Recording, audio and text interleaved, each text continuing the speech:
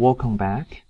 Now, following what we said in the previous video, we're going to take 3 steps to discuss or to find the word equilibrium in this 2 economy, 1 product model. Okay, and after that, we're going to add tariffs into our analysis. Okay. So here again, when we talk about these 3 steps, then you won't see the tariffs. Okay, don't be confused. That's something we're going to do later. Now here, let's start with the domestic market in home and see how we can derive the its import demand curve. Okay, and here, let's focus upon the left-hand side figure or graph, and we're actually going to use these to derive the right-hand side one. Okay, now on the left-hand side, the vertical axis is the price of weight, and horizontal axis is a quantity of weight. And you see demand curve, that's domestic demand and domestic supply. Okay, so everything is super straightforward, right? It's entry-level stuff. And we're going to start with this equilibrium point when quantity demanded equals quantity supplied. Now, because all the domestic demand are met by the domestic supply, so there's no, shortage, for example, or extra demand for the imported goods, right? That's why here at PA, when we go to the right-hand side figure, which we're trying to draw the import demand, you would find at this point there's no import demand. Okay, the consumers in home would be able to purchase the weight from the domestic producers. Okay, they're just equal, so they don't need to buy from outside of the country. Okay, now suppose there's an outside shock, okay, which causes the price to drop from PA to P2 here. Now you would find at this lower price level, and consumers would demand more because it's cheaper, right? And producers would actually produce less because it becomes less profitable to produce weight. Okay, now here you find a gap in between, right? Quantity demanded exceeds quantity supplied, so there's a shortage on the domestic market in home. There's a shortage. Now, how could we get rid of the shortage?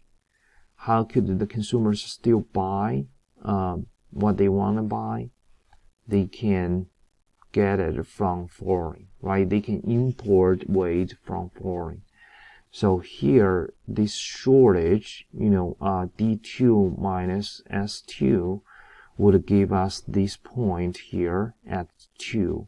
Okay, so that's why here it's D2 minus S2. This is how large the shortage is on the domestic market, but it's also the amount home wants to import from foreign. Okay, again, to meet the shortage.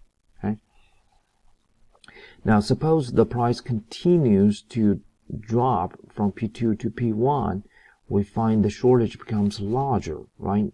Now it's D1 minus S1. Okay, and this is how much they need to import from foreign. Okay, to make sure every consumer who wants to buy at this no price level could buy, okay, or it's available to them, the product. So again, here at point 1, the price is P1 for sure, and the quantity is going to be D1 minus S1. Okay, now here, once we connect these 3 points, A, 2, and 1, you find that we derived a downward sloping import demand curve. MD stands for import demand. Okay, does this make economic sense? Yes, because as we said, the lower the price, the larger the shortage on the domestic market in home, so the more home tends to import from foreign. Okay, so we do have this downward sloping demand curve, okay, for imports. Again, as a summary here, we would say that as the price of the goods falls, home consumers demand more, while home producers supply less, so the shortage in home rises. That is, the demand for imports rises. Okay. All right. So the second step, let's take a look at the domestic market in foreign and its export subsidy. The export supply curve. Okay. Now, again, we start from the left-hand side, and at the equilibrium point here, PA star. Okay, star means it's foreign. Now, at this point, because it's quantity demanded equals quantity supplied, so foreign has no ability to export anything. Okay, so its export supply would be 0 at PA star. Okay, now if the price of weight increases on domestic market in foreign to the level of P1, then we would find that at the higher price level, producers are going to produce more, okay, because the profitability rises, but consumers are going to cut their consumption or their purchase of weight because it's more expensive. Now, in foreign, we find quantity supplied exceeds quantity demanded, so there's a surplus, okay, and how large the surplus is? It's S star 1 minus D star 1. And this surplus tells us how much foreign can export to home. Okay? And that's why here at this point, if you go down to the horizontal axis, you'll find that amount of the surplus here. Okay? And if the price level continues to go up to P2, you find the surplus becomes even larger. Okay, so producers produce even more and consumers buy even less.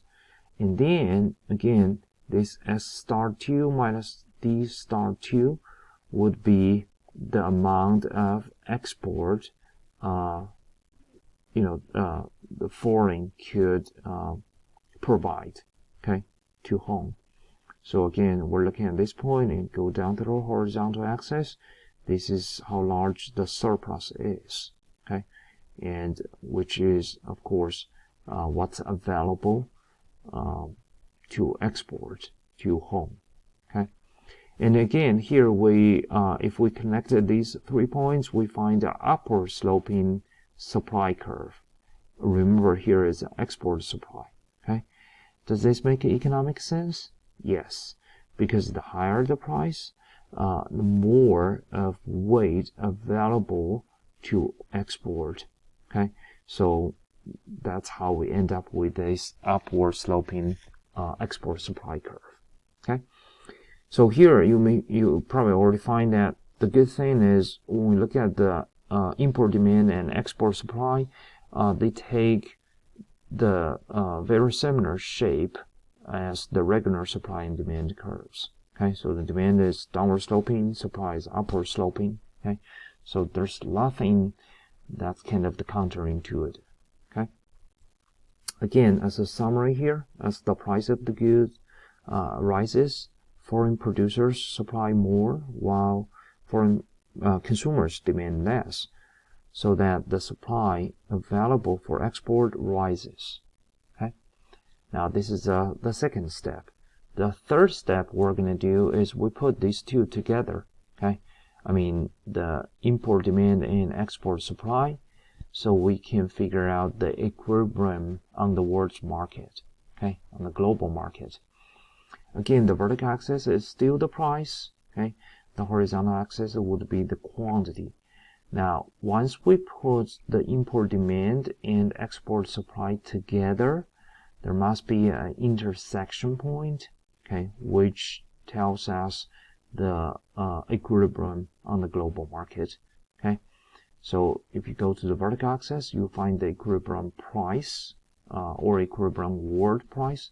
You go to the horizontal axis, you find the equilibrium world quantity.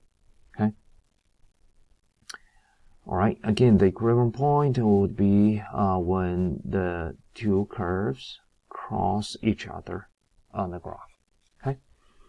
Now here we use the graphical tool, the supply and demand analysis, to figure out the world equilibrium point. Right. We could also use the mathematical way to figure this out. Okay.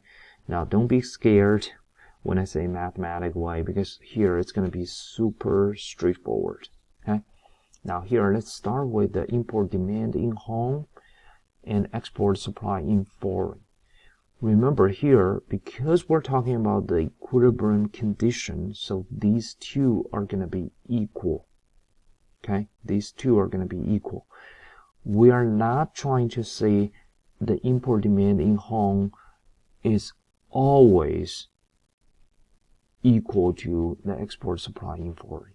No. Okay, what we're saying here is at the equilibrium they are equal. Okay, and we also said that the import demand in home is just a shortage on the domestic market in home, and the export supply is just the surplus, right? So we can have this equation. Okay, the shortage in home equals the surplus in foreign. Now the shortage in home can be rewrite as the home demand minus home supply, and the surplus in foreign can be rewrite as the foreign supply minus foreign demand. Okay, and then the next step we're going to do is we're going to move both demand to the same side of the equation and both supply on the other side. So here, when we move this minus foreign demand to the left-hand side, we got the home demand plus foreign demand equals home supply plus foreign supply. And here we can draw the final conclusion that world demand equals world supply. It's just simple like that. Okay, so here what we're trying to say is at the equilibrium, the global market is clear. Okay, the global market is clear. In other words, what we're trying to say is the quantity of weight demanded by consumers in both economies is just equal to the quantity of supply, the quantity of weight supplied by producers in both economies. Okay, and so once we understand this, the global equilibrium, then in the next video we're gonna add tariff into our discussion and see how tariff is going to change the equilibrium condition. All right.